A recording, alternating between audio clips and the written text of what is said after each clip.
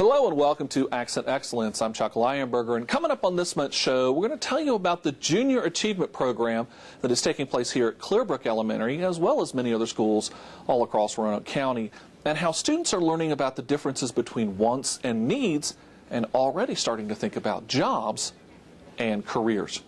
Also, we're going to tell you about the upcoming backpack run coming up this March at Green Hill Park. So don't go anywhere. We're running ahead with Accent Excellence, starting right now.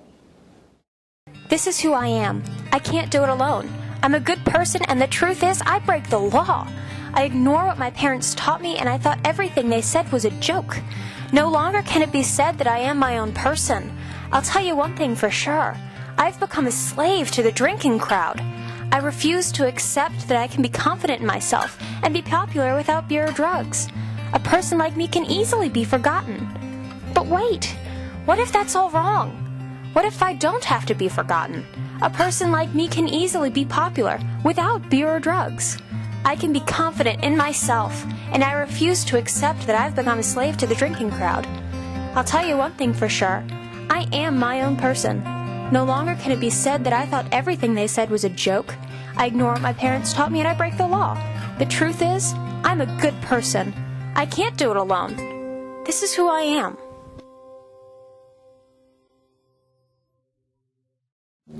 Hi, and welcome back to Accent Excellence. We're here at Clearbrook Elementary School, and joining me is Mike Ray. Of course, you know him as the Cave Spring member on the Roanoke County School Board. But Mike, you're also here today representing Junior Achievement, and we're going to talk about the JA program here in Roanoke County Schools in a few minutes. But first, I want to talk just for a minute about all of the partnerships that we do with a number of outside organizations to bring meaningful and engaging content and curriculum to our students. It's so important to have these partnerships. Yes, it absolutely is, and it's so important that the kids are able to learn about these skills, about things, about jobs, about wants and needs, about economics at an early age.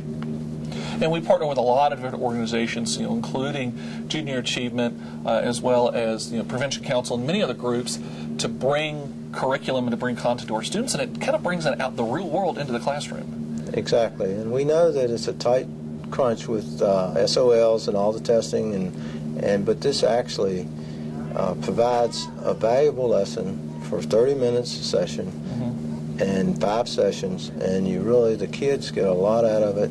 They're excited, they're very involved, and the program is great because the materials are just wonderful that Junior Achievement furnishes. Yeah, so for the folks at home who might not be familiar with Junior Achievement, what is Junior Achievement, or JA, as it's commonly known? Okay, Junior Achievement is a nonprofit organization which is funded by businesses, foundations, governments, and of course individuals. It's been, we don't realize it, but it's been here since 1919. Junior Achievement's been around, and it's educated kids about business and economic education of over 100 million worldwide, and we just added 22 more today. Yeah, and it was a wonderful program. Of course, Mike was here and speaking with a class of first graders. I'll tell you what, these were some very sharp kids.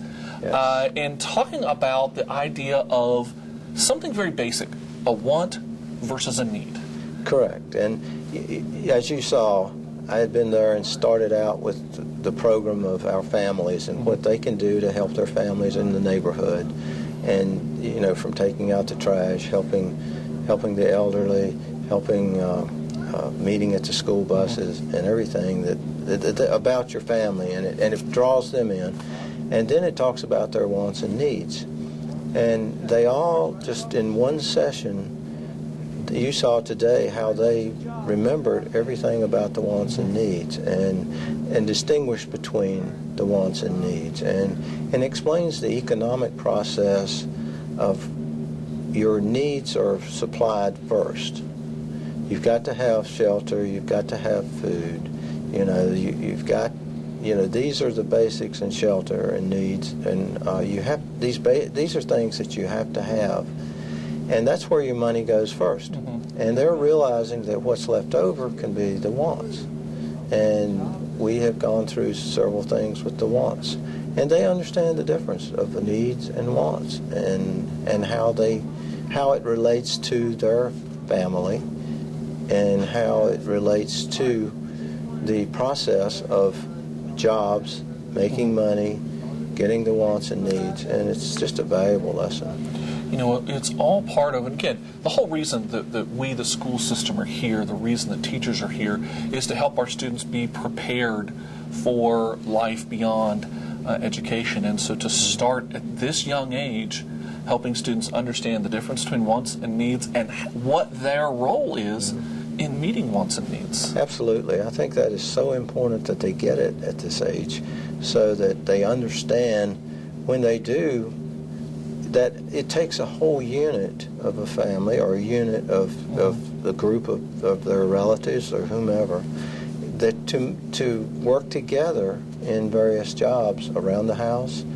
outside of the house, in order to get everybody participates. So it's really important that they learn this at the early age, and the economic part of it. You know, it's not just that money's always there to buy these things, and they understand that you have to supply those needs first, and then your wants can come later. One of the things that you talked about today was starting to introduce this concept of, you know, earning money, and the way to earn money is to have a job, which also led to a word which we didn't necessarily talk about today, but it's the beginnings of it, and that's a career. Exactly. And you talked about, and you heard the kids talk about what they wanted to do, and some of them were, you know, they varied, you know, in professions, and doctors to, you know, to workers, to cafeteria workers, to construction workers, to nurses, you know, to bank work, you know, people who work in the banks. And you see how they model their parents of, I want to be a doctor, I want to do, you know, and they sort of follow along the lines. And of course, when I asked them, what do you want to be in my previous session when you grow up? Well, it was all over, you know, all over the spectrum. And you know that gets defined as they continue their education and decide what they really like. And so, but it starts them to thinking about it, and that's what the beauty of this program is. It starts them to thinking about it, but, you know, until when they get to high school or in middle, you know, high school, and say, oh, I want to be this now. You know, it may, and it'll change, but at least they are beginning to think about it at just a young age. And this is an opportunity even now to start thinking about things like career and technical education. Absolutely, and we have a wonderful program of career and tech ed, as everyone knows, I hope everyone knows in Roanoke County. And we won many awards, and they come to the board meetings, and we're so happy to honor these kids that have chosen different professions. And we're trying to educate them more on the career and technical education field. And it's, you know, we've got a committee that works on this, and business leaders that come in, and they have needs, and they need skilled workers. And as we talked about in the State of the Schools address, that is our emphasis. What can we do to help the businesses in the Roanoke Valley to get students skill set ready for these positions? And it all kind of starts here at the young age as our students start to think about, you know, what do they want to do when they grow up, what kind of jobs, what kind of careers, and what kind of professions. And so we also want to thank junior achievement for giving the opportunity to come and speak with these students. And Mike, thank you for being with us also. We want to thank you for being with us too, but don't go anywhere. We've got a lot more Accent Excellence coming up. There are many adoptable pets available at the Regional Center for Animal Care and Protection. Did you know that every third Friday and Saturday of each month, the center reduces the adoption fees on long-term shelter pets? You can name your own price for pets who have been at the shelter 45 days or longer. Take a look at our adoptable pets online and download an adoption application. Or you can visit us at 1510 Baldwin Avenue, Monday through Saturday. Bring home a forever friend and adopt a pet today. Hi, and welcome back to Accent Excellence. Joining me again is Gene Wentz. He's the Executive Secretary for the Education Foundation here at Roanoke County Public Schools. And we're always very thankful to the foundation because they support students and teachers all across our schools. And Gene, you know, it's February. A lot going on as we're entering into the spring side of things with the school year. Yes. And there's just a tremendous amount going on. Just last month, we handed out a record amount in grants to classroom teachers. Tell me about that. Yes, we did. We awarded 95 teachers, 75 grants, totaling almost $22,000 in grants, and that goes directly to the schools. The teachers can use them for projects in their classrooms. And there were all sorts of projects that were funded. Give me an example of some of them. Well, there were several that were hatching chickens, and then one school is actually doing a museum. They're creating a museum in their school, and there's several murals that students are going to create, and I mean anywhere from creating lumber, we're supplying lumber and paint and doing all kinds of creative work. They're going to be growing vegetables. They're going to be doing all kinds of things. And this is where the foundation really comes in to help these very innovative and unique projects come to life that many of our teachers have come up with. Yes, yeah. I think that it helps the students tremendously. Yeah. Now, speaking of students, it is February, and that means for our seniors, this is a very, very important month. Why is that? It's student scholarship time. Applications for all student scholarships are in their guidance departments. They just need to go there and ask for the Education Foundation application. And we are awarding 95 scholarships this year, totaling about $78,000. And that's another record. Yes, it is. We've hit a really nice record on that. And it's all 5 high schools and the Burton Center, but they need to get their applications in back to the guidance departments by March 1st, and then they'll be notified by the end of March if they receive a scholarship. And it's very easy to apply for these scholarships because it is one application. One application for all the scholarships. You just need to mark which scholarship they're applying for. We have a checklist, and they just mark it on there and return it to the guidance department. And they can apply for more than one scholarship at a time. Yes, they can. Yeah, and there's a lot of these scholarships that are available to our students. And while these scholarships aren't necessarily huge, they can range anywhere from about $500 to maybe $2,000. Well, we have several now that are at $4,000 and $5,000 this year, and quite a few at $2,000. So they are increasing in the amount, which a lot of our donors are trying to increase the amount provided to the students, which is a good thing. But what's so helpful about them is that these are the great kind of scholarships that can be used for things like books and some of those other supplies that aren't necessarily tied to tuition. Right, yeah, they can be used for anything that the school will allow them to use it for. Now, all of this comes, though, with a lot of hard work. We have to work very hard every year to raise money to provide $22,000 in scholarships for classroom teachers and $78,000. It's a hard number. Can you believe that? $78,000. Yep. That takes a lot of fundraising, and we've got an event that's coming up in March. Yes. That's one more way that folks at home can help provide these grants and these scholarships. What's coming up? It's our 4th annual backpack run. It's our annual 5K that we have it in Green Hill Park. It'll be March 18th. Yes. At 9 o'clock. We changed the time a little bit because we're adding a kids fun run. So we're allowing kids. We're going to do a little 2.5K, and we'll let them run before the actual 5K. And so we hope everybody comes out and joins us. It's a fun event, and we have a good time. And it's very reasonably priced. Registration is open right now. Just go to the Roanoke County Public Schools website to register. And as you said, we've got 2 events this year. So we've got the traditional backpack run, the 5K, but then also new this year is the 2.5K. Right. The fun run, and that's literally just one lap, where the 5K is 2 laps. And of course, we also have one other thing that's with the backpack run that we've been doing for 4 years now. It's an optional event, not required, but it's an optional event. It's called the Backpack Challenge. Yes. What's that? We ask people if they want to. They can fill up supplies in their backpack, and if they want to run with the backpack, they can. If they don't, if they just want to bring it, we'll have boxes set up.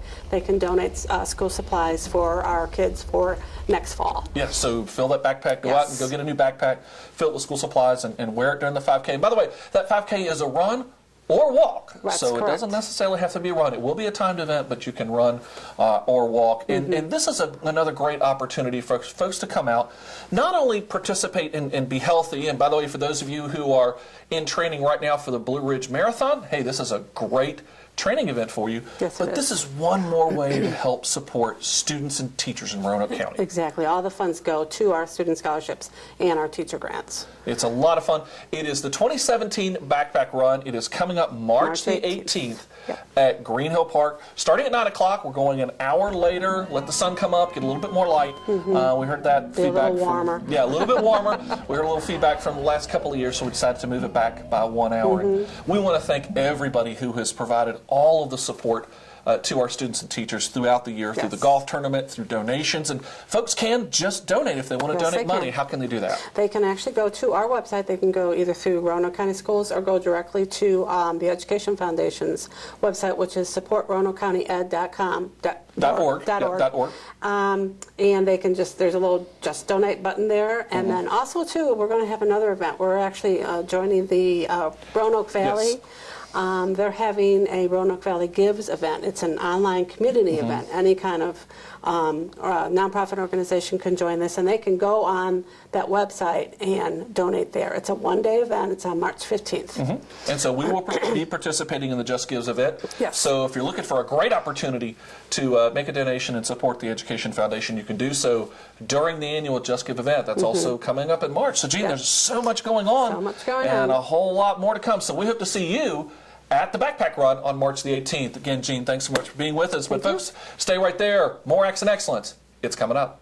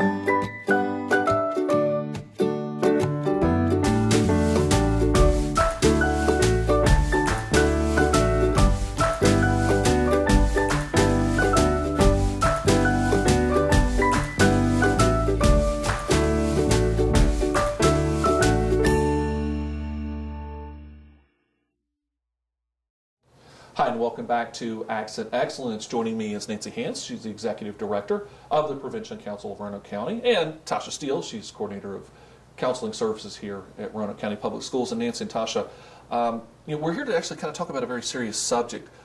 There's a growing problem that we are seeing here in Roanoke County, we are seeing in the Roanoke Valley, and frankly across Virginia and across the nation. It is a problem with opioids. Nancy, what's going on? Well, and this started 20 years ago, and we are just now figuring out the connection between opioids and heroin. And this is it's a national public health crisis, and the governor declared just a few months ago that Virginia has this too. And yes, it is here in Roanoke, it is here in the valley, and it is here in the county. And it is about that we have opioids that are pain medication, and when they are taken in the wrong way, they can lead directly to becoming addicted to heroin. And this is not old people from what people may have thought were back in the 70s and 80s. These are young people because it's very easy access, and that's the piece that we need to talk about in the community, because these are really community issues that can only be solved with community coming together and having those solutions with the community. All right, so let's kind of dig deep into this a little bit. Oftentimes, this addiction to opioids, and first of all, let's talk about what are opioids. Okay. So opioids are pain medication. So if you think of oxycodone, hydrocodone, Loratab, Percocet, those are pain medications that are opioids, and they are very powerful, and they can become addictive if taken over a period of time, and sometimes that's as short as 30, 31 days. Oftentimes, folks get a hold of these opioids for very innocent reasons.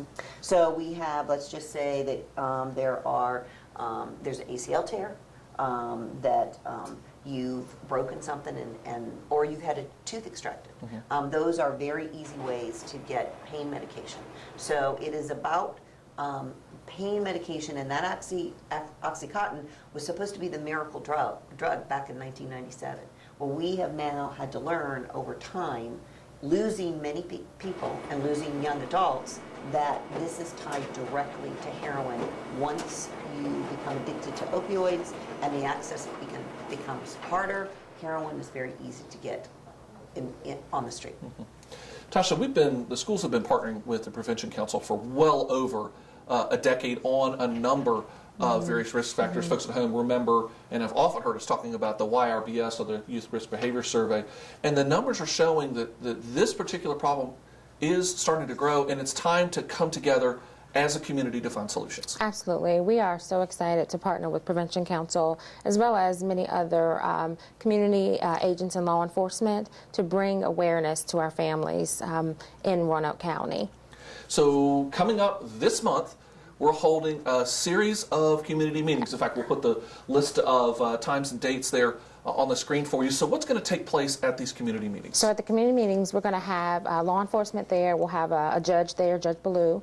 Law enforcement. We'll have a parent who's actually experienced this as from the parent side, which will be very helpful to parents in the area.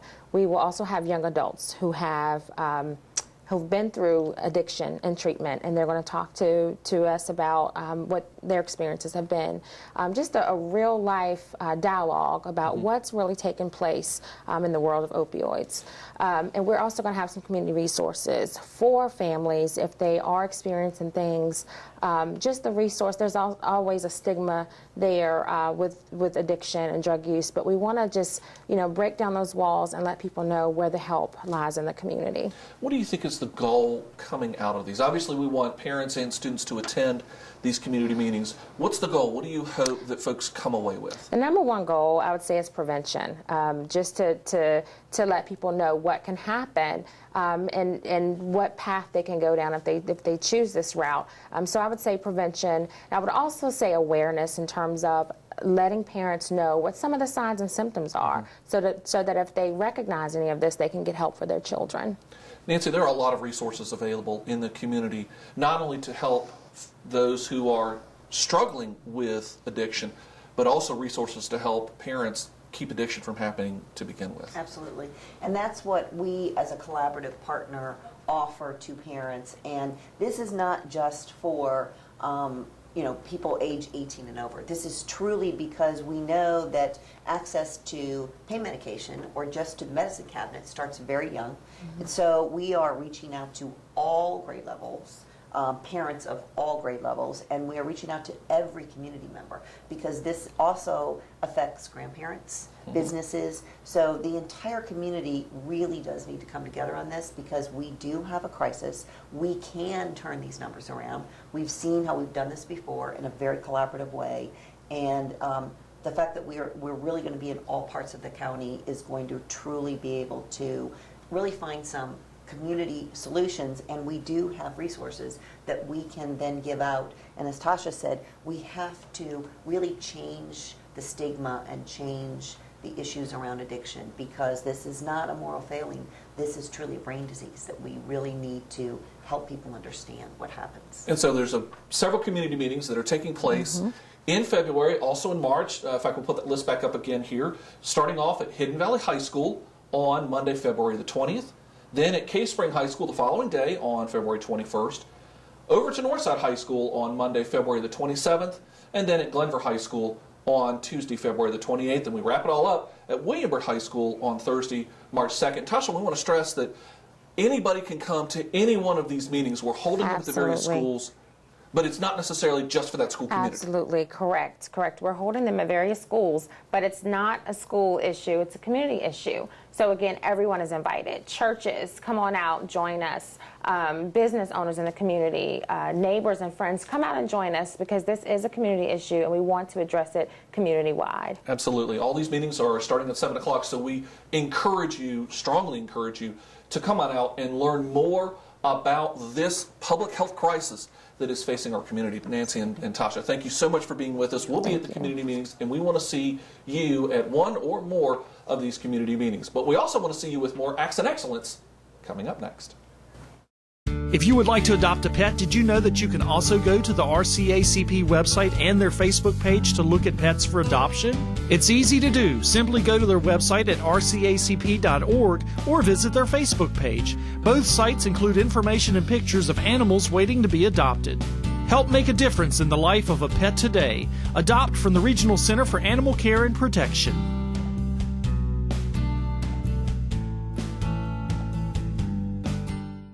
Hi, and welcome back to Accent Excellence. I want to pass along an important reminder for parents out there, especially new parents with children that are getting ready to enter kindergarten. Kindergarten registration is kicking off on Monday, February the 6th, beginning at noon. Now, you can register your child at any one of the Roanoke County Public Schools elementary schools. However, you want to go to the elementary school that your child will actually attend. So how do you find out about that information and more information about kindergarten registration? Well, simply go to the Roanoke County Public Schools website. You can find us at www.rcs.k12.va.us. When the site comes up, you'll want to click on the Parents and Students link and then go to kindergarten registration.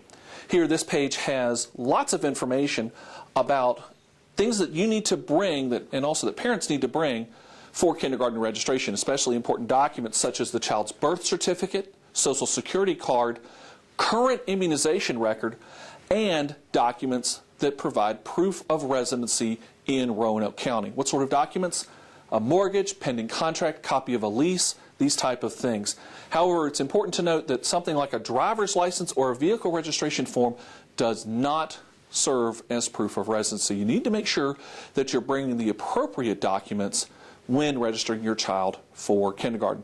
Now, if you're not able to register your child on kickoff day on February the 6th, that's not a problem. Just come to an elementary school, the elementary school that your child will attend, and make arrangements to do registration anytime after the kickoff day. If you're not sure which elementary school your child will attend, not a problem. We have a link for you here on the kindergarten registration page. Just click on the link to go to the school district locator. This is provided by the County of Roanoke. And you'll get a map that comes up. You'll plug in your address and it will tell you which elementary school, middle school, and high school your child will be attending. Now, if you're not quite sure if your child is ready to enter kindergarten, if they're developmentally ready to enter kindergarten, watch a presentation we have for you. Again, it's a link right here on the kindergarten registration page. You'll get a YouTube video that will come up that will have a presentation from a former counselor, a retired counselor, all about some of the developmental tips and tools to look for to help parents determine if your child is ready for kindergarten. If you're looking for additional resources about getting your child ready to enter school or to enter kindergarten specifically, come over here to the Roanoke County Public Schools Central Office. In fact, we're right here now in the new Parent Resource Center. We've moved, or we're kind of around the hall. You can go back and watch previous episodes on Accent Excellence about the Parent Resource Center. But there's lots of information, including books, DVDs, and more about helping you prepare your child for school. This is for all parents, parents of students as well as those with special education needs. So encourage you to come out here to the Parent Resource Center. We're looking forward to seeing all of those young faces getting ready to start the 27-18 school year with kindergarten. And we're looking forward to seeing you because more Accent Excellence is coming up, so don't go anywhere. I want to be a Broadway performer. I want to be a doctor. I want to be an environmental scientist. I want to be a fashion designer. I want to be a senator. I want to be a teacher. I want to be a professional athlete. I want to be cool. I want to be accepted. I want to fit in. I want to be popular. I want to be invited to parties. I don't want to be invisible anymore. I want to be part of the in crowd. You think you have to drink to be in the in crowd, but giving in to peer pressure isn't going to get you anywhere. Be true to yourself to accomplish your big dreams. Well, that's going to do it for this month's edition of Accent Excellence. If you'd like to learn more about Roanoke County Public Schools, be sure to check us out online. And remember, be sure to like us on Facebook and Twitter. I'm Chuck Lionberger. Thanks for watching, and we'll see you next time.